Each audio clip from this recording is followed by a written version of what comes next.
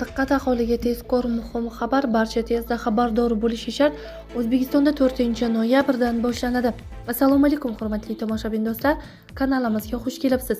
O'zbekistonda hamda jahonda sodir bo'layotgan eng tezkor va dolzarb mavzularni o'tkazib yubormaslik uchun kanalimizga obuna bo'lib, videoroliklarimiz davomida bor yo'g'i bir donadan like hamda podpisatsiya tugmachalarini bosib qoldirishni unutmang.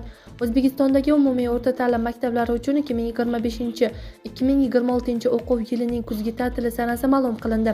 Kuzgi ta'til joriy yilning 4-noyabr kunidan boshlanib 9-noyabrgacha davom etadi.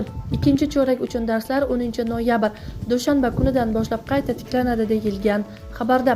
O'zbekistonda hamda jahonda sodir bo'layotgan eng tezkor va dolzarb mavzularni o'tkazib yubormaslik uchun kanalimizga obuna bo'lib, videoroliklarimiz davomida bor yo'g'i bir donadan like hamda podpisatsiya tugmachalarini bosib qoldirishni unutmang.